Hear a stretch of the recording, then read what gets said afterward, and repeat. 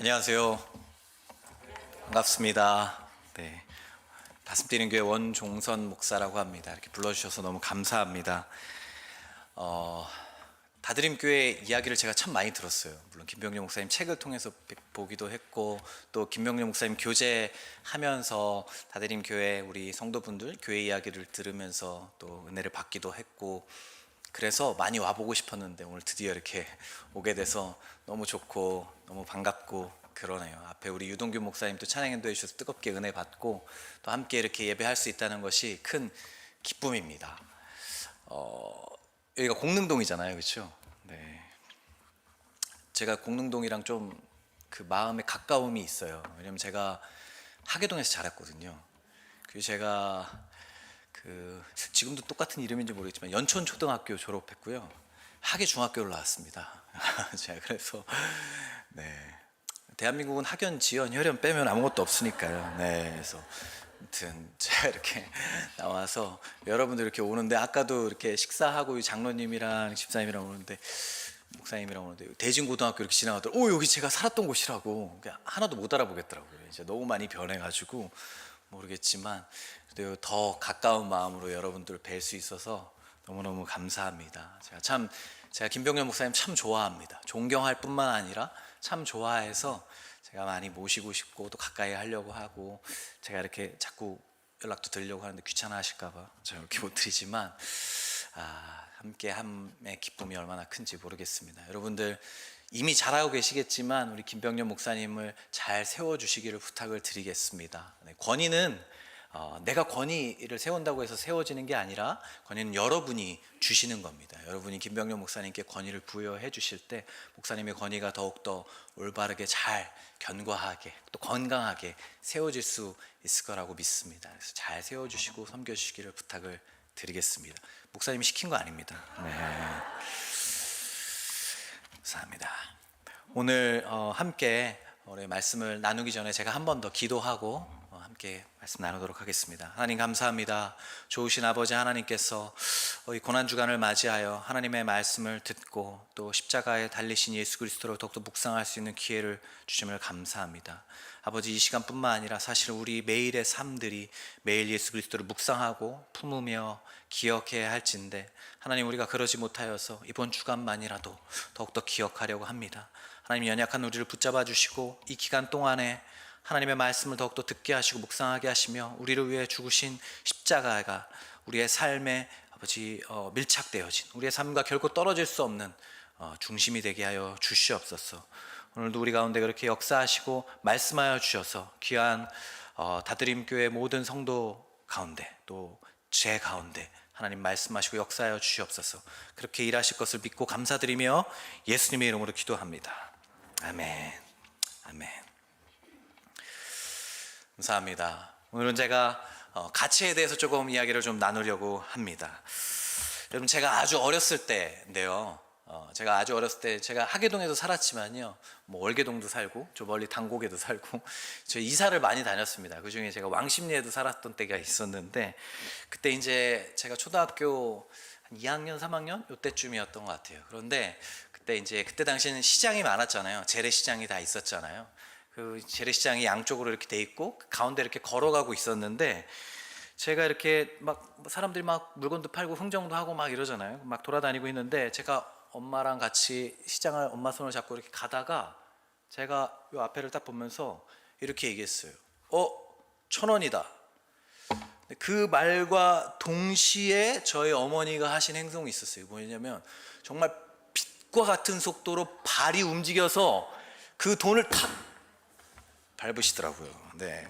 그리고 나서 한참 이렇게 가만히 있다가 발 떼고 딱 짚더니만 가자, 이렇게 교양 있게 말씀하시고 이렇게 가시더라고요. 제가요, 그날 그 돈을 보고 제가 떨어뜨린 돈이라고 말씀드리지 않았어요. 그리고 그게 저희 어머니 돈이라고도 말씀드리지 않았거든요. 그냥 1,000원이다 이랬어요. 그런데 저희 어머니께서 그 떨어뜨린 돈을 빛과 같은 속도로 바로 움직여서 덮으시고 가져가신 그 이유가 뭘까요? 왜 그러신 거죠? 그것은 그 돈이 가치가 있었기 때문이죠. 여러분, 사람들은요, 저희 어머니뿐만 아니라 누구나 다 가치에 따라서 행동하게 됩니다. 자신이 가치 있는 것이라고 생각하는 것에 따라서 움직이게 되는 것이죠. 만약에 저희 어머니와 제가 그날 시장에서 본 게 돈이 아니라 1,000원이 아니라 뭐 병뚜껑 바나나 껍질 이런 거였다면 저희 어머니 발이 그런 빛과 같은 속도로 움직이지 않았을 거예요. 제 인생에서 저희 어머니 발이 그렇게 빠르게 움직인 걸 그 이후로는 제가 본 적이 없습니다. 왜 그럴까요? 가치가 없으니까요. 병뚜껑과 바나나 껍질이 무슨 가치가 있습니까? 제 얘기를 했지만 저뿐만 아니라 세상 사람들 누구나 할 것 없이 다 자신들의 가치에 따라서 행동을 합니다. 여러분, 가치는 사람을 움직이게 하는 힘을 가지고 있습니다. 그러나 모든 사람들의 가치가 다 똑같은 건 아니죠. 그렇죠? 어떤 사람들은 돈을 가장 큰 가치로 여기기도 하고요. 어떤 사람들은 명예를 가장 큰 가치로 여기기도 합니다.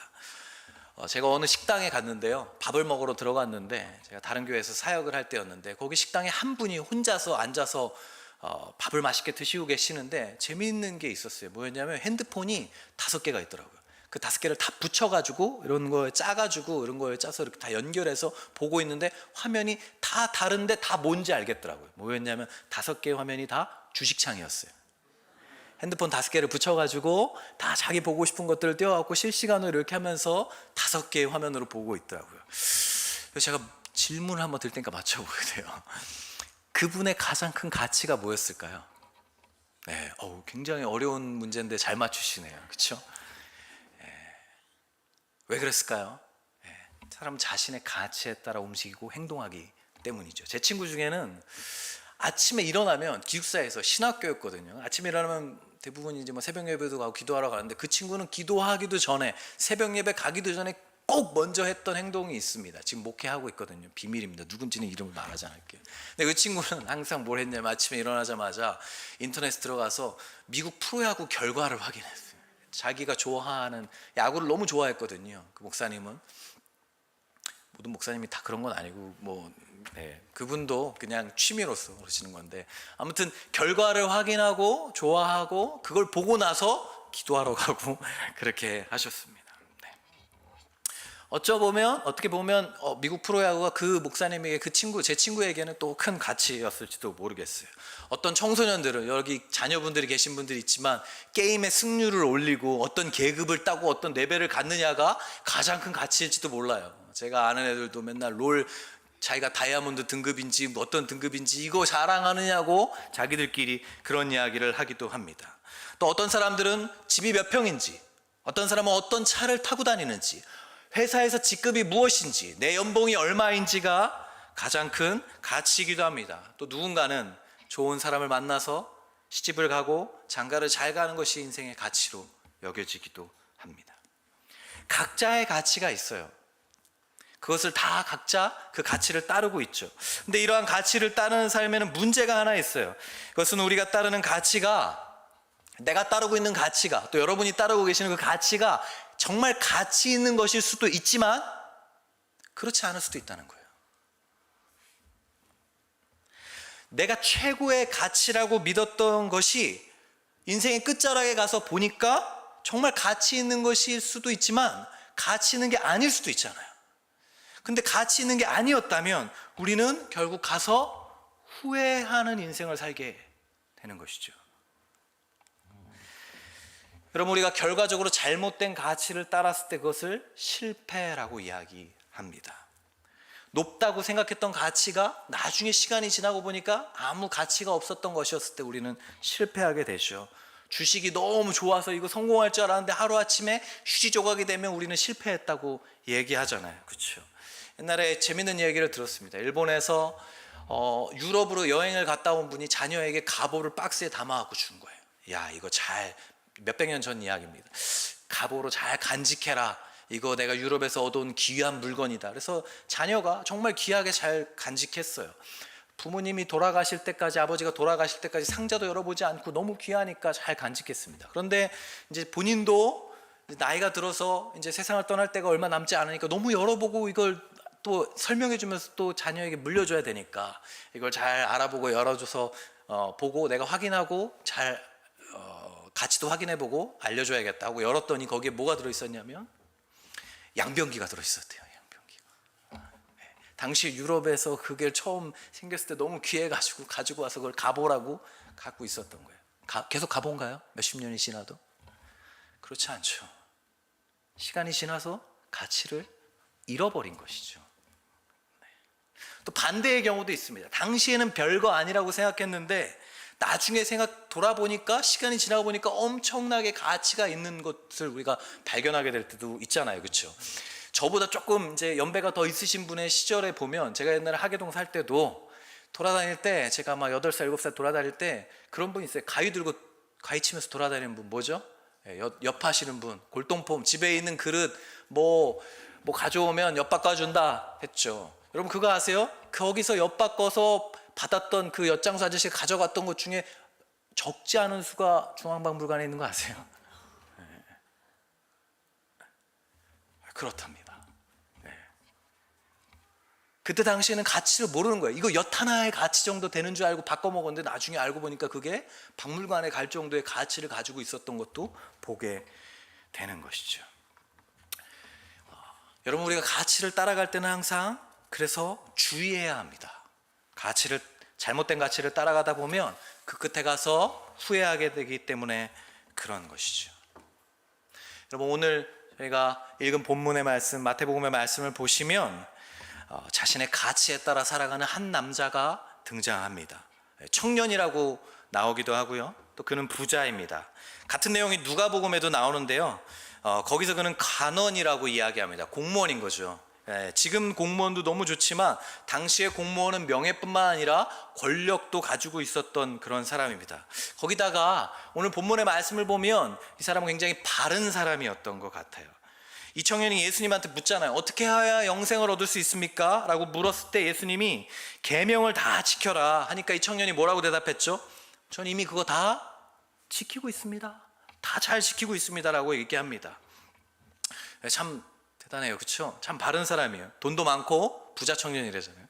직장도 빵빵하고 사람도 착해, 발라. 근데 아직 결혼도 안 한 청년이에요. 이런 사람 뭐라고 하죠? 엄마 친구 아들. 그렇잖아요. 네, 엄친아. 네. 모르긴 몰라. 성경에 나오지 않지만 왠지 얼굴도 잘생겼을 것 같고 막 키도 컸을 것 같고 그러지 않아요? 네. 근데 이런 대단한 사람이 예수님을 찾아온 겁니다. 무슨 고민을 가지고 왔냐면 영생의 고민을 가지고 찾아온 겁니다. 아무것도 부족한 것 없을 것 같은 자신의 삶에 무언가 채워지지 않는 공허함이 있는 거예요. 남들은 부러움의 시선으로 저 사람 부자야, 돈도 많고 관직도 가지고 있고 바른 사람이야 라고 부러움의 눈으로 그를 쳐다보지만, 스스로가 자신의 인생을 바라보았을 때는 이게 인생의 다가 아니라는 것을 발견하게 된 것이죠. 그래서 예수님 찾아간 거예요. 무언가 공허함이 느껴진 거예요. 인생이 이게 다가 아닐 거야 라고 찾아간 거예요. 그래서 해답을 얻고자 예수님을 찾아왔는데, 그때 예수님이 그 청년에게 이렇게 말씀하셨습니다. 뭐라고요? 네가 가지고 있는 재물을 다 팔아서 가난한 자들에게 다 나누어 주고 그리고 와서 나를 따르라 라고 이야기한 거죠. 왜 예수님이 이런 이야기를 하셨을까요? 제가 이렇게 물어보면 대답을 잘 안 하시더라고요, 집회에서 가면. 그래서 제가 객관식으로 준비했습니다. 한번 찍어보세요. 왜 예수님이 부자 청년한테 이렇게 얘기했을까요? 1번, 예수님이 부자를 싫어하셔서. 2번, 이 청년이 엄친아인 게 예수님 질투가 나셔서. 3번, 어떻게든 어려운 과제를 내서 자기 못 따라오게 하려고. 1번, 2번, 3번 중에 답이 뭘까요? 네, 똑똑하시네요. 네, 답이 없죠, 여기에. 다 아니죠. 다 아니죠. 지금 예수님은 사실 지금 돈에 관해서 이야기하고 계신 게 아니에요. 지금 예수님은 그 청년의 가치에 대해서 이야기하고 계신 겁니다. 그 부자 청년이 가장 큰 가치로 여기고 있는 것이 돈이었다는 거예요.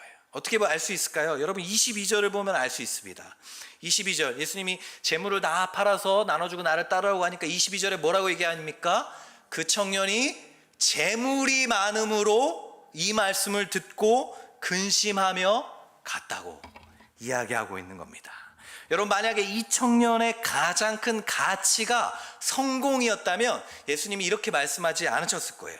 예수님은 그 청년에게 성공에 관해서 말씀하셨을 거예요. 네가 성공할, 네가 유명해질 가능성을 다 버리고 나를 따르라, 이렇게 말씀하셨을 거예요. 만약에 이 청년의 가치가 가족이었다면, 가장 큰 가치가 가족이었다면 예수님이 이렇게 말씀하셨을 거예요. 너의 형제, 자매, 부모를 다 버리고 너는 나를 따르라, 이렇게 말씀하셨을 거예요. 무슨 이야기죠? 예수님은 지금 그분을 따르는 삶, 천국에서 그분과 함께 누리는 영원한 삶을 꿈꾸는 사람이라면, 그분의 제자로 살아가기를 원한다면, 진짜 예수님을 따르고자 한다면 인생에 있어서 예수님 그분을 가장 큰 가치로 여겨야 한다는 거예요.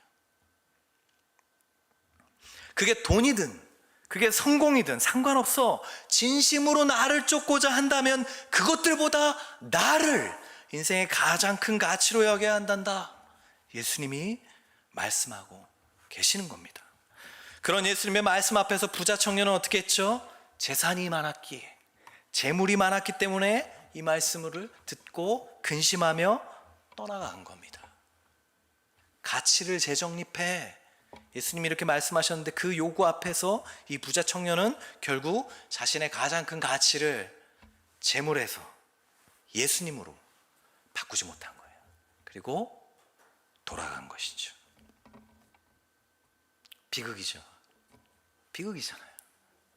근데 여러분, 이 비극은 2000년 전에 이 부자 청년에게만 일어났던 비극이 아니라 지금 이 시대를 사는 우리들에게도 늘 일어나고 있는 비극입니다. 내가 가진 게 너무 많아서, 나한테 가치 있는 게 너무 많아서, 나한테 귀한 게 너무 많아서, 주위에 즐길 것들이 너무 많고 좋은 것들이 너무 많아서 예수님이 필요 없는 거예요. 예수님을 믿지 않는 사람들뿐만 아니라 교회를 다니면서도 예수를 믿는다고 하는 사람들에게서도 이런 모습을 많이 찾아봅니다. 무언가 공허함을 느껴서 교회에 와요.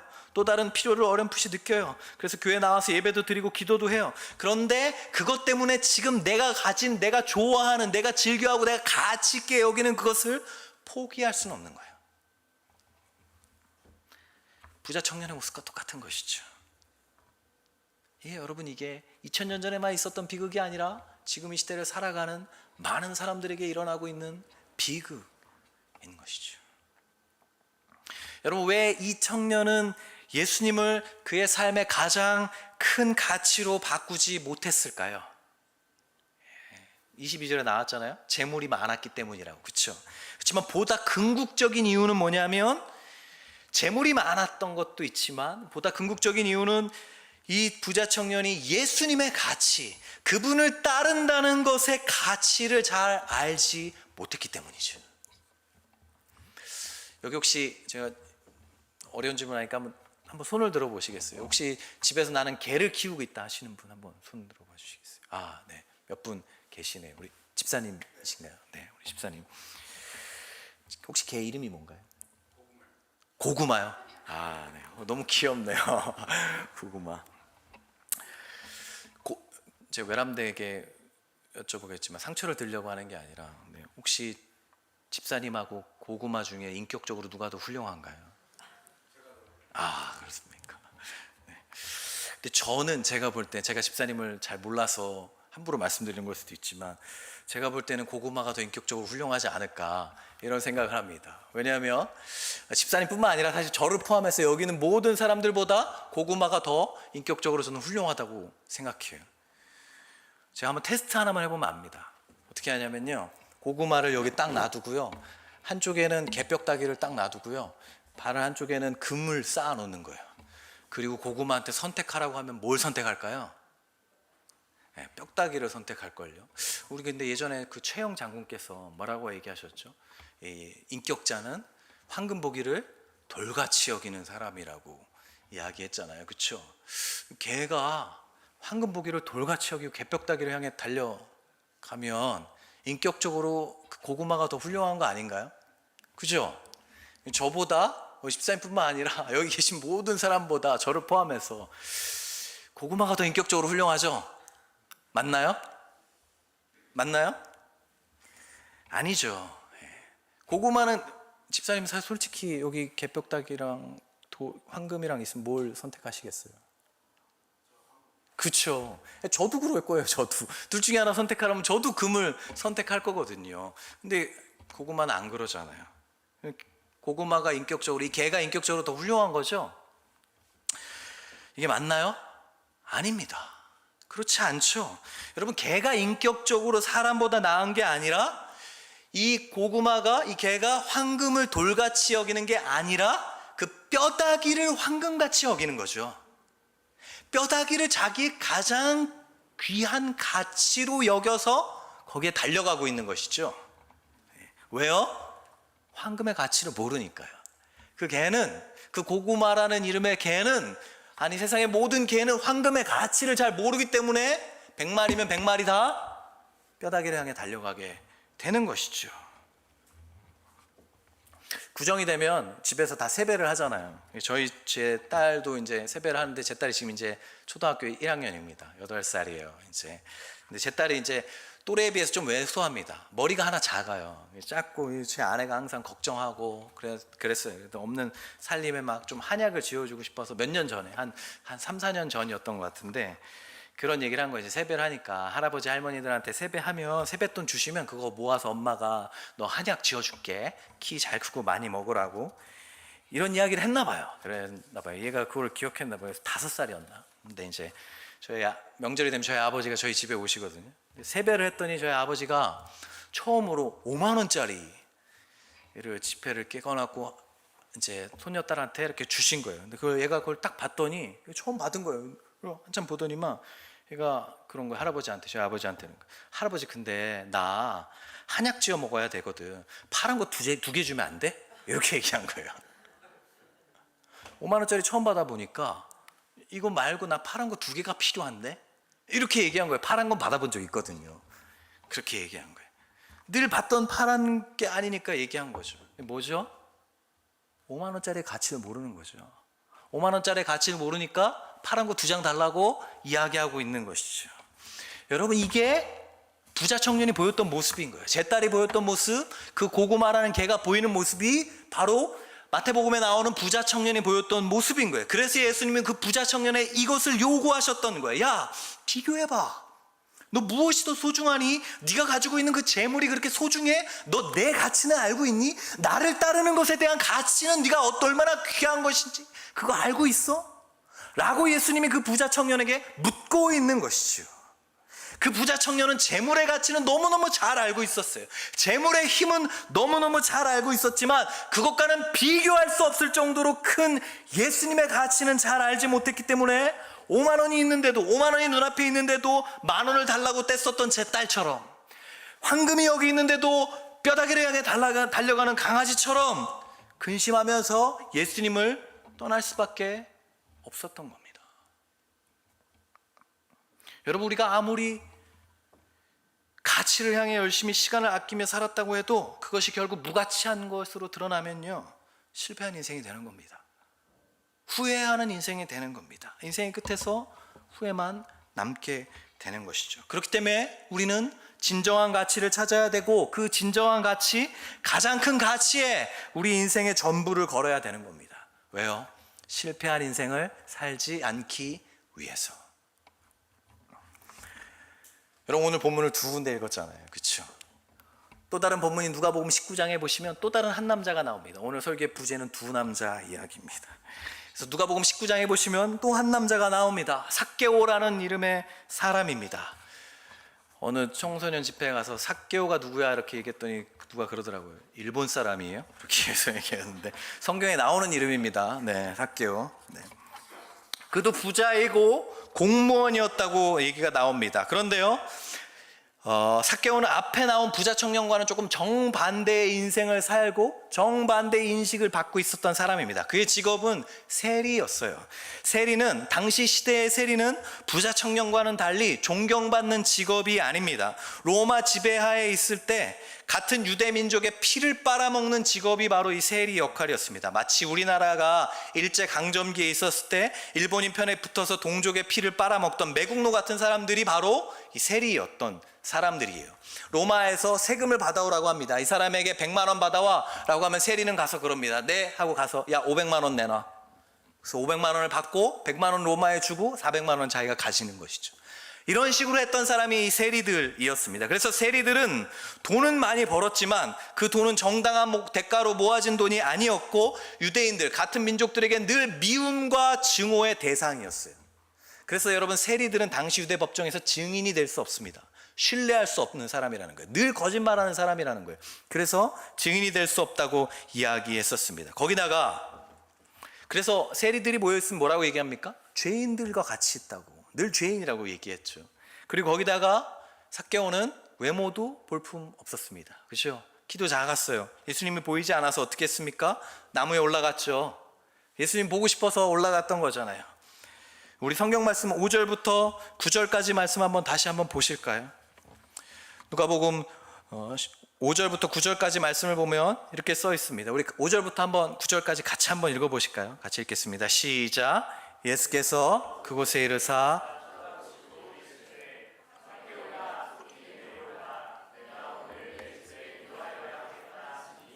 급히 내려와 즐거워하며 영접하거늘 무사람이 보고 수군거려 이르되 저가 죄인의 집에 유하러 들어갔도다 하도다.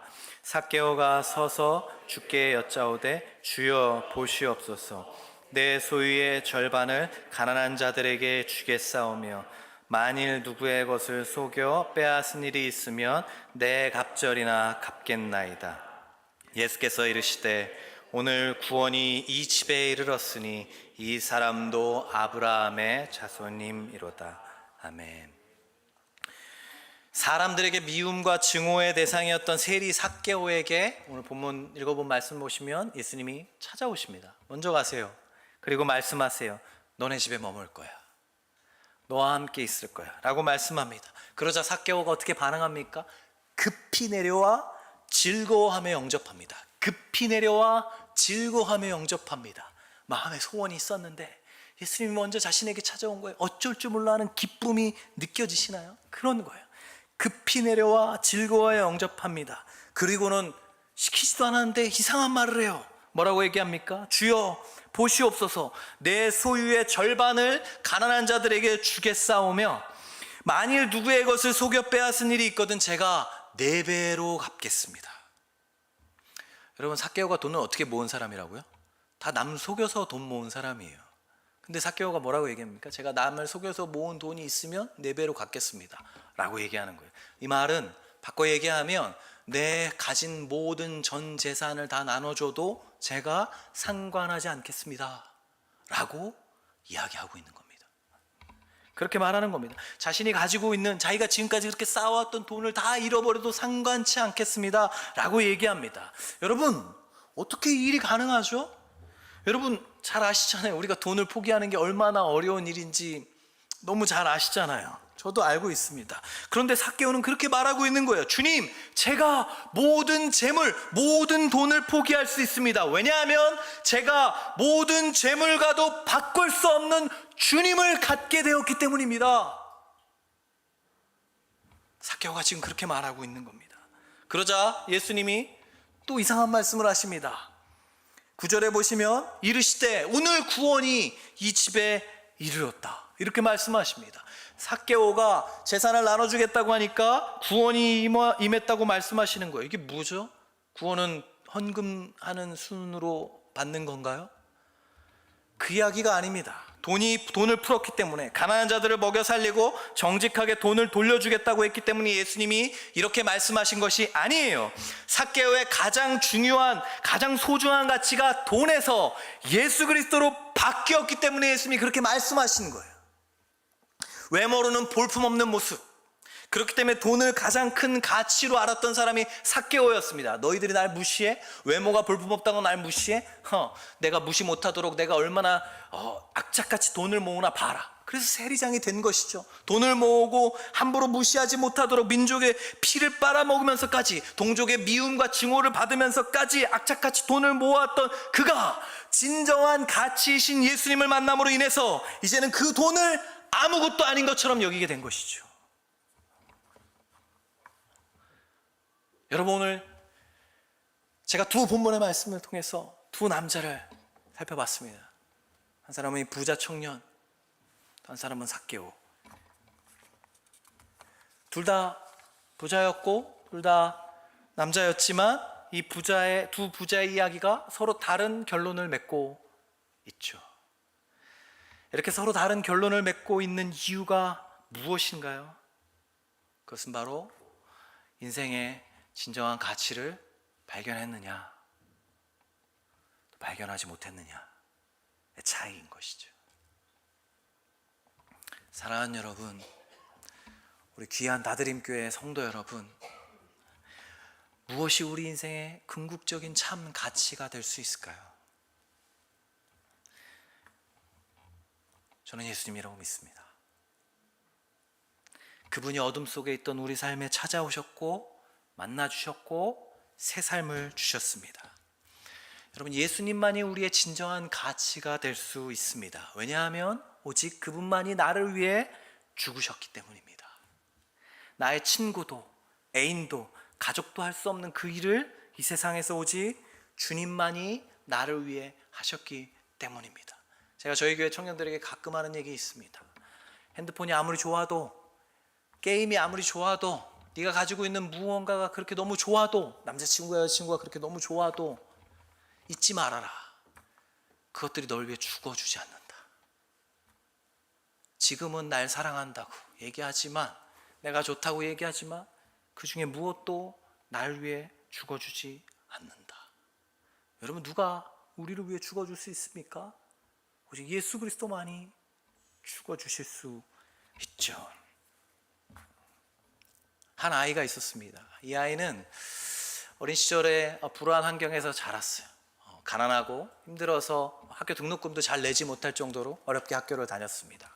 가난하게 학교를 다니면 가족이라도 좀 화목하면 괜찮았을 텐데 항상 불화가 있었어요. 어머니 아버지는 늘 부부 싸움을 하고 늘 아픔 속에서, 고통 속에서 가정 생활을 하게 됐습니다. 그러다가 어느 날 아버지가 지명수배를 받아서 쫓기게 되었고 이혼을 하게 됐습니다. 어머니 품에서 아이가 자라게 됐어요. 자라다가 어머니가 혼자 키우기가 부담이 되었는지 아이를 버렸어요. 더 이상 너 키울 수 없다고 아빠를 찾아서 가라고 돈을 쥐어주면서 보냈어요. 중학교 때 아이가 어머니에게서 버림을 받게 된 것이죠. 아이가 그렇게 생각했어요. 세상에 누구도 나를 사랑하는 존재는 없다.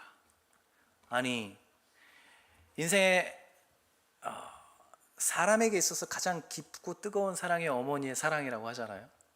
그런데 어머니가 날 버려? 이 세상에는 누구도 사랑해주는 사람이 없다. 아이는 그렇게 생각하게 됐어요. 그리고 점점 더 삐뚤어지기 시작했죠. 공격적이게 됐고 누구도 사람을 믿지 못하게 됐어요. 좋은 말이 들어와도 좋은 말로 대갚아주지 못했어요. 삐뚤어져서 저 인간이 나를 어떻게 괴롭힐까? 저 인간이 나에게 왜 저런 좋은 말을 할까? 나에게 바라는 게 뭘까? 항상 삐뚤어지게 세상을 대했죠. 아이의 마음속에 안 좋은 생각만 가득 차게 됐어요. 이 거지 같은 세상, 불이나 지르고 빨리 떠나야지, 뭐 이런 생각으로 가득 차 있었어요. 근데 참 신기한 것은 이 아이가 그러면서도 어린 시절의 습관 때문인지 교회는 떠나지 않고 계속 다녔었어요. 그러던 어느 날 고등학교 때 예쁜 누나가 간다고, 교회 수련회 가자고 하는 선배의 말에 꼬드겨서 교회 수련회를 쫓아가게 됐어요. 그랬다가 그 교회 수련회에서 예수님을 만나게 된 거예요. 초등학교 때부터 담배를 피고 안 좋은 친구들과 어울리고 술을 마시고 그랬던 친구가 고등학교 때 수련회 갔다가 예수님을 만나게 됐어요. 이 아이가 알게 된 것은 되게 간단했습니다. 딱 하나였어요. 이 세상에 너를 사랑하는 존재가 있어. 그런데 그 존재가 너를 그냥 사랑하는 게 아니라 너무너무 사랑해서 너를 위해 자기의 생명을 내어 주셨어. 그분이 바로 예수님이야. 너의 부모가 너를 사랑하지 않아도, 너의 가족 중에 누구도 너를 돌보지 않아도 그분은 널 버리지 않아. 그분은 널 계속 사랑하실 거야. 넌 사랑받고 있는 존재야. 아이가 인생에서 처음으로 그것을 깨닫게 됐어요. 물론 수백 번 수천 번 교회에서 들었던 이야기지만 머릿속에 있던 것이 그날 처음으로 가슴으로 내려오게 된 것이죠. 처음으로 아이가 그런 생각을 했대요. 내가 사랑받고 있어? 누군가가 나를 사랑해? 나도 사랑받는 존재야? 만약에 이게 사실이라면, 만약에 이게 진짜 사실이라면 인생 조금 더 살아볼 만 하겠다. 그리고 만약에 이분이 진짜 사실이라면 난 그분을 위해 살아야지. 이 아이가 어떻게 됐을까요? 여기 있잖아요.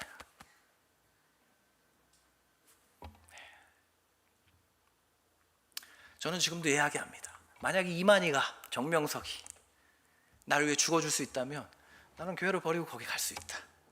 나를 위해 죽어줄 수 있다면. 다 얘기하는 건 무언가 줄 수 있는 것처럼 얘기하지만 그들은 저를 위해 죽어줄 수 없습니다.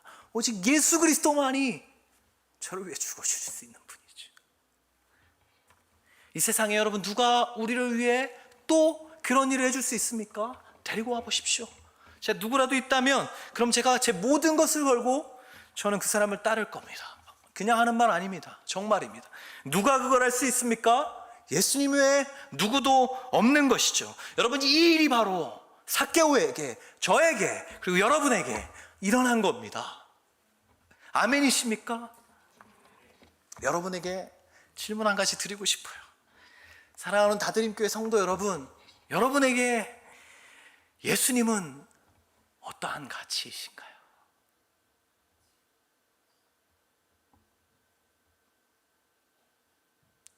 과연 여러분에게 예수님은 어느 정도의 가치이세요? 예수님이 정말 우리 삶에 가치 있는 분이십니까? 입술로는 예수님을 나의 구원자라고 고백하는데 실제 삶에서도 정말 그렇게 살아가고 계신가요? 우리는 모두 무언가를 가치 있게 예배하고 가치 있게 여기고 있습니다. 누구도 예외는 없습니다. 문제는 그것이 무엇이냐입니다. 누군가는 예수님을 예배하고 예수님을 가치 있게 여기고 누군가는 돈을 예배하고 돈을 가치 있게 여기는 그 차이가 있을 뿐입니다. 무언가는 다 예배하고 있습니다. 예수 그리스도가 우리의 가장 큰 가치가 되지 못한다면 다른 무언가가 우리의 가장 큰 가치가 될 것입니다. 그래서 칼빈은 인간을 우상공장이라고 얘기했습니다. 우리가 예수님을 우리의 마음의 주인으로 여기지 않는다면, 그분이 우리의 가장 큰 가치가 되지 않는다면 우리 마음속에 있는 무언가가 우리의 가장 큰 가치가 될 것입니다. 우리의 주인이 될 것입니다. 여러분, 한 교회, 개인뿐만 아니라 교회도 마찬가지입니다. 이 다드림 교회의 가치가 무엇인가요? 무엇이 다드림 교회로 움직이고 있습니까? 교회는 그의 몸이라고 했는데 교회가 정말 그의 몸입니까? 가치 있게 여기고 예수 그리스도를 머리로 여겨서 가고 있습니까? 다드림 교회가 정말 그렇습니까? 그렇다면 잘 가고 있는 것이죠. 그랬으면 좋겠습니다. 저는 여러분 오늘 교회의 이야기를 나눠달라고, 교회의 여러 가지 이야기를 나눠달라고 했습니다. 저는 이야기를 나누고 싶습니다. 가장 교회의 본질이 무엇입니까? 그것은 교회의 가치가 무엇이냐입니다. 다드림 교회의 가치가 만약에 예수 그리스도가 아니라면, 다른 것이라면, 건물을 짓고 사람이 많이 모이고 여러 프로그램을 하고 다른 무언가에 초점이 더 많이 가져 있다면 잘못된 방향으로 너무 쉽게 가기 쉽습니다. 저는 아닐 거라고 믿습니다. 그러나 높아심에 다시 말씀드리는 겁니다. 다드림 교회의 가치는 무엇입니까? 무엇을 귀하게 여기고 있습니까? 여러분, 사도 바울은 모든 것을 가진 사람이었습니다. 그는 율법에 충실한 자였습니다. 8일 만에 할례를 하고 바리새인이었습니다. 지금 현 시대의 미국보다 훨씬 더 강대국이었던 로마의 시민권자였습니다. 로마의 시민권자는 함부로 고문할 수 없습니다. 함부로 가둬놓을 수도 없습니다. 쉽게 때릴 수도 없습니다. 십자가형에 박히지도 않습니다. 특별한 죄가 아닌 이상 그러지도 않습니다. 바울은 헬라어와 히브리어에 능통한 사람이었습니다. 가말리엘의 제자였습니다. 가말리엘은 유대인들의 3대 랍비 중에 한 사람입니다. 에스라, 할랄, 그리고 가말리엘. 이렇게 유대 역사의 3대 랍비 중에 한 사람으로 꼽히는 사람이, 지금도 대단한 역사의 한 사람으로 꼽히는 사람이 가말리엘인데, 그 가말리엘의 문화생이었습니다. 지금 하버드에 들어가는 것보다 훨씬 더 힘들었던 게 그 가말리엘의 문화생이 되는 것이었습니다. 그는 당시에 알렉산드리아, 아테네와 더불어 3대 학문의 도시였던 다소에서 자란 사람이었습니다. 그런데 그런 바울이 빌립보서 3장 8절에서 그가 가진 모든 것을 뭐라고 표현하는지 아십니까? 제가 읽어보겠습니다. 한번 들어보세요. 또한 모든 것을 해로 여김은 내 주 그리스도 예수를 아는 지식이 가장 고상함을 인함이라. 내가 그를 위하여 모든 것을 잃어버리고 배설물로 여김은 그리스도를 얻었기.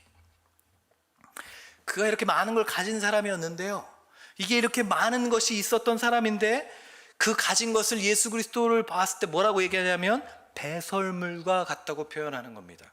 굉장히 우아하게 표현했죠, 그렇죠? 근데 배설물이 뭡니까? 쉽게 얘기하면 저 같은 사람들이 좀 저렴하게 표현하는 게 뭡니까? 똥이잖아요. 똥같이 여긴다는 거예요. 예수 그리스도를 만남으로 인해서, 예수 그리스도를 만남으로 말미암아 예수의 가치와 비교했을 때 그가 가진 모든 것은 배설물, 똥으로밖에 표현할 수 없다는 거예요. 여러분, 이것은 바울이 전에 가졌던 모든 것들, 자기가 어떤 출신인지, 가진 지식이 무엇인지, 이 모든 것들이 다 가치 없었다는 것이 아닙니다. 우리가 가진 학위, 돈, 차, 집, 신분, 지위, 이런 것이 다 중요하지 않다는 것이 아닙니다. 다만 그리스도의 가치와 비교했을 때는 너무나도 보잘것없어진다는 이야기인 것입니다. 여러분, 가치를 바꾸는 일이 어려울까요? 쉬울까요? 저는 어렵지 않다고 생각합니다. 가치를 바꾸는 일은 어렵지 않습니다. 방법을 모르기 때문입니다. 가치를 바꾸는 일은 간단합니다. 더 높은 가치를 알게 되면 됩니다.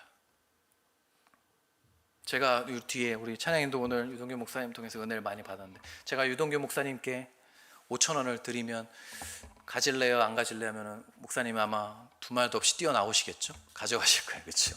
근데 여러분, 5,000원을 받으면, 유동규 목사님 받으셨지만 제가 말 한마디에 그 5,000원을 다시 뺏을 수 있는 방법이 있습니다. 뭘까요? 제가요, 10,000원짜리를 딱 꺼내고 그러는 거예요. 목사님, 그 5,000원과 이 10,000원짜리 중에 둘 중에 하나만 선택할 수 있습니다. 뭐 선택하시겠어요? 그러면 뭐 유 목사님 둘도 물론 인격이 훌륭하셔서 뭐 돈을 돌처럼 여기실 수 있지만, 그러나 일반적인 상식적인 삶에서는 아무 미련 없이, 저라면 아무 미련 없이 5,000원짜리 버리고 그 10,000원짜리 취할 거예요. 그렇죠? 왜요? 그게 더 가치 있으니까요. 또 쉽죠? 이 10,000원짜리를 버리게 하는 방법은 뭡니까? 50,000원짜리를 꺼내 들고 둘 중에 하나를 선택하라고 하면 미련 없이 50,000원짜리를 선택할 겁니다. 어렵지 않습니다. 무엇이 저 가치 있는 것인지를 알면 되고, 그것을 보게 되면 되는 것이죠. 그것이 가치를 바꾸는 방법입니다. 여러분, 제 딸이 4살 때 공원에 자꾸, 제 딸은 되게 활발합니다. 나가는 걸 좋아해요. 맨날 집에 있으면 저한테 하는 말이 있어요. 아빠, 어디라도 나가자. 제 딸이 맨날 저한테 하는 말이에요. 가만히 있지를 못해서 나가요. 그러면 이제 앞에 공원에서 막 놀고 있는 4살 때 뭘 막 줍는 거예요. 근데 저한테 안 보여주고 막 자기 주머니에 막 넣는 거예요. 가방에, 조그마한 가방 가지고 막 넣는 거예요. 그래서 뭐야, 이현아, 뭐야? 그러면은 안 보여주는 거야. 있어 하면서 막 보여줘. 그리고 집에 가면 보물 상자 있거든요. 열쇠도 없어요. 근데 자기만 열 수 있는 보물 상자래요. 근데 뭐 잠들면 어떻게 되는지 다 아시잖아요. 근데 아무튼 거기에 막 자기만 넣고 이렇게 닫아 놓는 거예요. 그래서 몇 번을 그러길래 이제 제가 어느 날 생각이 나서 궁금해서 한번 열어봤어요. 뭘 그렇게 귀하게 여기, 소중하게 여기길래 아빠도 안 보여주고 그렇게 할까? 딱 열어봤더니 거기 뭐가 들어있게요? 돌멩이가 들어있는 거예요. 돌멩이 하나하나를 소중히 여겨가지고 한 5개, 6개인가 그 돌멩이를 이렇게 싹 모아가지고 딱 보물 한 말, 보석 한 안에 딱 넣어놨더라고요. 그래서 제가 보니까 너무 웃긴 거야. 아니, 이게 뭐라고? 이게 돌멩이인데 이게 뭐라고 이걸 거기다 놓고 이걸 귀중히 여기고 이렇게 소중히 여겨? 진짜 웃긴다, 얘. 근데 그랬다가요, 제가 그날 밤에 기도하다가 제가 울었어요. 기도하는데 제가, 주님이 저한테 그렇게 말씀하시는 것 같아요. 종선아, 너 이거 네 모습 아니냐? 너 세상에서 열심히 돌멩이 모으고 있는 거 아니야? 그 진짜 보면 아무것도 아닌데 너 그거 열심히 보석함에 넣어두려고, 보물상자에 넣어두려고, 내가 볼 때는 아무것도 아닌데 너 그 돌멩이 모으려고 애쓰고 있는 거 아니야? 여러분, 우리가 쥐고 있는 그거 주님이 보시기에 돌멩이로 보이지 않을까요?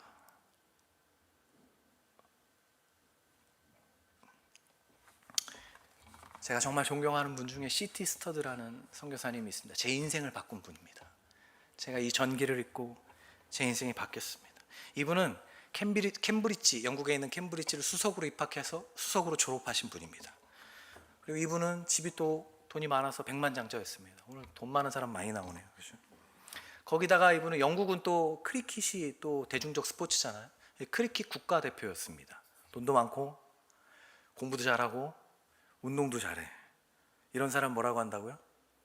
엄마 친구 아들. 네.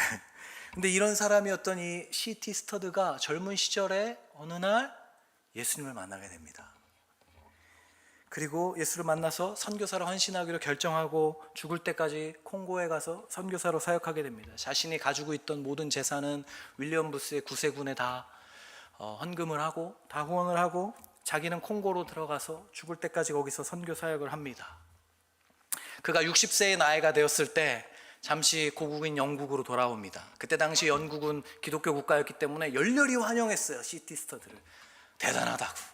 어떻게 자신의 그 똑똑하고 위대하고 재산도 많았던 그런 촉망 맞는 젊은이였던 당신이 자신의 모든 인생을 들여서 60세까지 그렇게 선교에 헌신할 수 있냐고. 너무 대단하다고. 막 각종 매스컴에서 인터뷰, 신문에서 막 인터뷰를 하고 막 하기 시작했습니다. 교회에서 간증을 초청해서 막 집회를 하고 막 난리가 났습니다. 그러다가 어느 한 기자와, 유명한 기자와 인터뷰를 하게 됐습니다. 몇 시간 동안 자신의 선교 사역에 대해서 이야기하다가 마지막에 이 일정을 다 마치면 자기는 다시 은퇴가 아니라 자기는 다시 콩고로 돌아가서 사역을 계속할 예정이라고 이렇게 얘기했습니다. 듣다가 기자가 깜짝 놀란 거예요. 그리고 이렇게 얘기했어요. 아니, C.T. 스터드 선교사님 지금까지 60세면 사람 다 은퇴할 나이인데 지금까지 이렇게 사역 열심히 하셨는데 뭘 또 다시 들어가서 또 선교를 계속 하십니까? 이거 좀 너무 지나친 희생 아닙니까? 굳이 그렇게 하실 필요 있습니까? 이렇게 물었더니 60세 백발의 C.T. 스터드가 그 기자를 쳐다보면서 눈을 똑바로 보면서 이렇게 얘기합니다. 기자 양반, 우리는 지금까지 몇 시간에 걸쳐서 나의 구주가 되시고 내 인생을 바꿔놓으신 예수 그리스도에 대해서 쭉 이야기를 나눴습니다. 만약에 예수 그리스도께서 나를 위하여 죽으신 것이 사실이라면, 그 예수 그리스도께서 나를 위하여 십자가에 달려 죽으신 그것이 정말로 사실이라면 내가 그분을 위해서 하는 그 어떤 것도 지나친 희생이라고 할 수 없습니다. 그 말을 남기고 C.T. 스터드는 다시 콩고로 가서 그곳에서 삶을 마감했습니다. C.T. 스터드가 삶을 마감했을 때 그 마을의 사람들은 C.T. 스터드를 하얀 추장이라고 불렀다고 합니다. 백인의 추장, 하얀 추장.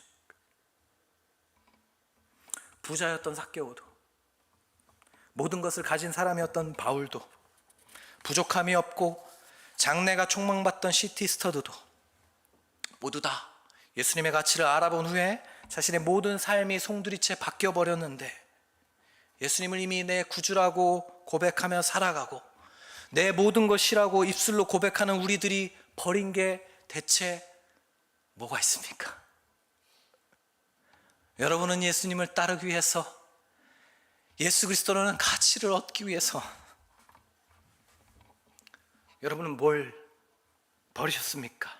언젠가 우리가 주님 앞에 섰을 때 주님이 어쩌면 물어보실지 모르겠어요. 너는 나를 따르기 위해서, 나를 소중한 가치로 여기기 위해서, 나를 가장 귀한 가치로 여기고 따르기 위해서 너는 뭘 버렸니? 라고 주님이 언젠가 물으신다면 여러분 뭐라고 대답하시겠어요? 여러분 뭐라고 대답하시겠어요? 예수 믿으면서도 놀고 싶은 거 다 놀고, 누리고 싶은 거 다 누리고, 해보고 싶은 거 다 해보면서, 말은 주님을 위해 산다고 하면서 내 꿈, 내 비전, 내 성공, 내 행복을 위해서 달려가고 있는 건 아닌가? 그러면서 하나님이 뭐 하나 내려오너라고 하면, 아 주님 이것만은 안 돼요. 그럼 이거, 아 이것도 안 돼요 주님. 아 주님, 아 이건 더 안 돼요. 혹시 이러고 있는 건 아닌지. 발버둥 치면서 주님을 위해서 살고 싶다고 말은 하는데 내 성공이라는 상자에다가 포장지만, 주님의 일이라는 포장지 씌우고 있는 거 아닌지 잘 모르겠습니다. 예수 그리스도를 따르는 삶은 여러분 늘 꽃길, 좋은 길이 아닙니다. 죄송하지만 사도행전 9장 15절 16절을 보시면 사도 바울에 대해서 하나님이 이런 말씀을 하십니다. 주께서 이르시되 아나니아에게 바울에게 가라고 하시면서 이렇게 말씀하신 거예요. 가라. 이 사람은, 바울에 대해 설명하는 거예요. 이 사람 바울이죠. 이 사람은 내 이름을 이방인과 임금들과 이스라엘 자손들에게 전하기 위하여 택한 나의 그릇이라. 그리고 이렇게 말씀하십니다. 그가 내 이름을 위하여 얼마나 고난을 받아야 할 것을 내가 그에게 보이리라 하시니, 그가 내 이름을 위하여 얼마나 고난을 받아야 할 것을 내가 그에게 보이리라 하시니. 이때가 바울이 예수님을 처음 만났을 때입니다. 그렇죠? 다메섹에서 눈이 멀었을 때 예수님이 하신 말씀입니다. 예수를 처음 만난 바울에게 보여줬던, 예수님이 바울에게 보여주신 것은 자신을 태운 멋진 BMW가 꽃길을 걷는 그런 그림이 아니었어. 너 이제 나 따라오지? 넌 이제 인생 폈어.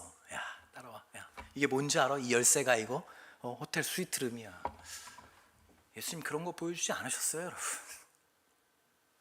죄송하지만 바울에게 보여준 것은 그가 나를 위하여 얼마나 많은 고난을 받아야 하는지 보여주신 거예요. 왜 제가 이거 말씀을 묵상하는데 너무 힘들었어요. 왜 처음 예수를 믿게 된 바울에게 보여줄 게 너무 많을 텐데, 야, 천국이 얼마나 좋은지 이런 거 보여줬을 때도 있을 텐데 왜 하필 이거 먼저 보여주셨을까? 주님은 묻고 싶으셨던 것 같아요. 너 그래도 따라올 거야? 너 그래도 따라올 거야? 너 그럼에도 불구하고 올 거야? 너 이 고난과 비교할 수 없을 정도의 큰 가치인 나를 알겠어? 내 가치가 무엇인지 알겠어? 주님이 이렇게 물어보셨던 게 아닐까 싶어요. 그래서 이 땅에서 이전과는 비교할 수 없는 만족을 그분 안에서 경험하게 되고, 또 언젠가 이 땅에서의 삶이 끝났을 때 진정한 우리의 삶이 하늘나라에서 시작된다는 것을 바울은 알고 있었기 때문에 망설임 없이 예수님을 따를 수 있었던 것이죠. 우리 목사님께서 저 이제 연락 주셨을 때 저보고 교회 얘기, 저희 교회 얘기도 해달라고 해서 했는데, 별로 좀 교회 얘기 할 게 없어요. 제 교회 얘기 하는 것보다 예수님 얘기를 더 하고 싶어요. 여러분의 예수님이 어떤 가치인지. 그래도 또 안 하면 너무 좀 삐지실까봐, 또 서운하실까봐. 저희는 2018년에 개척을 했어요. 제가 이제 가진 게 없고, 제가 그때 전도사 시절에 개척을 했거든요. 그러다 보니까 아무것도 없고 개척한다고 하니까 3명이 이제 같이 하겠다고 했어요. 감사하게. 그 3명 중에 2명도 3개월 만에 다시 돌아가긴 했지만 어찌됐든 3명이 같이 시작했어요. 그래서 카페를 빌려서 주일마다 이제 대관을 해가지고 장소를 빌릴 형편이 안 돼서, 이제 상가나 이런 건 안 돼서 저희가 카페, 주일날 쉬는 카페가 있어서 저희가 거기 대관료를 내고 매 주일날 예배를 이렇게 드렸습니다. 왜 그런 형편에서 예배를 드리고 왜 개척하느냐? 저는 복음이 역사하는 걸 보고 싶었어요. 아무것도 없는 상황에서 복음이 어떻게 일하는 걸 너무너무 보고 싶었어요. 그리고 제가 젊었으니까, 제가 그때 38이었거든요. 망하면 되지 뭐, 그까짓 거 망하면 다시 뭐 교회 들어가면 어딘가 받아주는데 한 군데 있겠지 뭐, 이런 마음이 제게 있었어요. 망하면 젊었을 때 망하는데 뭐가 문제야, 괜찮아 하면서 개척했죠. 2018년 1월에 개척했습니다. 아주대학교 앞에 있는 카페에서 시작했습니다. 지금 이제 한 20명 정도 예배를 저희가 드리고 있어요. 한 6년 차 지금 예배 드리고 있는데, 근데 그 20명도 한 번도 다 같이 예배 드린 적이 없어요. 늘 조화롭게 자연스럽게, 누구 서로 짜지도 않은데 로테이션 하면서 알아서 얘 빠지면 다음에 얘 오고, 얘 빠지면 다음에 얘 오고, 둘이 서로 연락하는 것 같지도 않은데 뭐 알아서 잘 빠져면서 이렇게 돌아가면서 절묘한 로테이션으로 이렇게 예배를 참석하고 있습니다. 카페에서 예배 드릴 때는 한 번도 간판을 달아본 적이 없어요. 저희는 4년 반 동안 간판을 달아본 적이 한 번도 없습니다. 교회라는 존재 자체를 모릅니다. 예배를 드리고 설교하고 있는 도중에 들어와가지고 카드 내밀면서 아메리카노 달라고 한 적은 있습니다. 개척 후 절반이 넘는 시간을 코로나와 함께 보냈어요. 6년 가운데 3년이 코로나와 함께한 시간이었습니다. 주변에 아파트, 학교, 전도하고 이벤트하고 아무 해도 아무 반응이 없어요. 저희 한 지체가 전도하게 돼서 막 예수를 저희 교회에서 처음 믿게 된 거예요. 제가 인터넷으로 막 전도하고 카톡으로 전도하고 막 성경 공부해갖고 3개월 만에 떡볶이집에서 영접시켜가지고, 강남역 조스떡볶이에서 영접시켜갖고 인천에서부터 지금까지 저희 교회를 다니고 있어요. 그 친구가 3개월 예수를 믿은 다음에 군대 갈 때 그러더라고요. 목사님, 제가 돌아와서 제대한 다음에 교회 열심히 섬기도록 기도하겠습니다. 군대 가서. 제가 그랬어요. 아니, 그렇게 기도하지 말고 너 제대하고 난 다음에도 이 교회가 그대로 존재하고 있게 해달라고 기도해라고 제가 그랬어요. 20, 30대 저희는 작년이 없어요. 다 20, 30대밖에 없거든요. 저희는 다다음 달에 없어져도 이상한 교회가 아닙니다. 사라져도 괜찮습니다. 늘 없습니다. 그래도 괜찮아요. 지금은 상가를 얻어서 여러 도움을 받아서 이제 상가를 얻어서 상가 안에 들어간 지 이제 한 1년 정도 됐습니다. 그래도 뭐 지금도 별로 아무것도 없습니다. 그래도 괜찮습니다. 여러분, 제가 교회를 개척한 이유는 이거 하면 예수님이 나 복 주시겠지. 내가 이렇게 생고생 하는데, 내가 개척하고 내가 이런 진짜 멍멍이 고생하는데 이렇게 하면 예수님이 나한테 더 축복을 부어줄 거야. 이거 아니에요, 여러분. 오해하지 마세요. 그런 축복 받으려고 하는 거 아닙니다. 축복은 지금도 충분합니다. 저를 만나주시고 저에게 복음을 주시고 저를 구원해 주시고, 저는 그게 제 평생에 받을 축복 다 받은 거라고 저는 생각합니다. 충분합니다. 받은 게 너무 많아요. 주님을 사랑하고 있기 때문에 나만 이 사랑을 알고 있을 수 없어서 하는 거예요. 더 사랑받기 위함이 아닙니다. 인정받기 위함이 아니에요. 인정받지 못해도 괜찮아요. 평생 이렇게 늙다 죽어도 괜찮아요. 이미 주님이 그분의 자녀로 저를 인정하셨습니다. 충분히 인정받고 있습니다. 유명하지 않아도 괜찮아요. 망해도 괜찮아요. 진심입니다. 그 다음 달에 저희 교회가 없어져도 괜찮아요. 저는 언제나 그 마음을 품고 있습니다. 그게 언제든지 실현될 수도 있다고 저는 마음의 준비를 하고 있습니다. 그저 최선을 다할 뿐이에요. 망하면 주님이 부르시는 또 다른 장소 가서 부르신 대로, 목사로 부르시면 목사로 부르신 대로, 그냥 한 명의 제자로 부르시면 부르시는 대로 살아가면 되는 겁니다. 제가 이런 이야기를 나누면 사람들은 저한테 이렇게 얘기합니다. 목사님 너무 젊으셔서 너무 이상적이야. 세상을 잘 모르셔. 현실을 잘 모르셔. 이상과 실제는 너무 다른데, 목사님도 좀 현실을 보셔야 되는데. 여러분, 저는 그렇게 생각하지 않습니다. 여러분, 저는 제 인생에서 지금 가장 현실적인 이야기를 여러분께 드리고 있는 겁니다. 여러분, 좋은 집, 좋은 차, 내 직분, 내 명예, 내 사회적 지위, 내 부를 쫓아가면서 사는 거, 그러면서 그게 영원할 것이라고 믿으면서 착각하고 살아가는 거, 여러분, 그게 이상입니다. 그 모든 것들이 100년 안에 사라질 겁니다. 결코 영원할 수 없습니다. 그게 영원할 것인 것처럼 생각하며 살아가는 게 그게 이상입니다. 착각하지 마세요. 그것이 바로 헛된 이상이고 몽상이고 제 딸이 소중히 여겼던 돌멩이인 것이에요. 여러분, 이것을 분명히 기억하십시오. 우리 삶에는 누구도 예외 없이 끝이 옵니다. 그리고 우리는 다 하나도 예외 없이 다 주님 앞에 서게 될 것입니다. 그리고 우린 그때 그곳에서 우리가 우리의 인생을 걸고 따랐던 가치에 대해서 하나님 앞에 대답해야 될 겁니다. 내가 무엇을 따랐었는지, 내가 가장 소중히 여겼던 것이 예수님이었는지 아니면 다른 무엇이었는지. 이야기 하나만 하고 마치려고 합니다. 그래서 예수님은 제가 제일 좋아하는 비유가 있습니다. 마태복음 13장 44절의 비유입니다. 저는 이 비유를 너무너무 좋아합니다. 같이 한 번만 읽어볼까요? 같이 읽겠습니다. 시작. 천국은 마치 밭에 감추인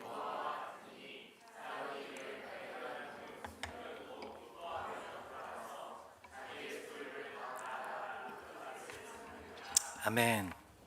여기 우리 예은 자매가 앉아 있는데, 우리 예은 자매가 어느 날 밭을 사서 일을 하고 있었습니다. 그런데 밭을 사서 거기 밭을 빌려가지고 농사를 짓고 있었어요. 그런데 밭이 막 캐다 보니까 호미에 뭐가 걸리는 거예요. 그래서 열어보니까 금고가 나온 겁니다. 금고 문이 안 잠겨있어. 열어보니까 거기 금이 꽉 차 있는 거예요.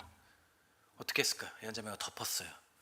그리고 갑니다. 왜 어디 갈까요? 은행 가서 대출 받아서 내 집담보 대출 받아가지고 그 밭 살려고 이제 돈을 찾은 거예요. 찾으니까 한 3천만 원 되네. 그래서 가는 거 가다가 우리 이미리 목사님을 만났어요. 그랬더니 예은 자매 어디 갑니까? 그랬더니 네, 밭 사러 갑니다. 어디로 가요? 네, 저 유동규 목사님 밭, 그 밭 사러 갑니다. 그 밭을 얼마에 사요? 네, 3천만 원에 살라고. 아니, 그 밭 1,000만 원도 안 하는 그 밭을 왜 3천만 원에 샀나요? 그건 미련한 짓이에요. 멍청한 짓이에요. 저한테 그 3천만 원 주면 제가 훨씬 더 좋은 우리 박철아 목사님 밭 사게 해줄게요. 자, 갑시다.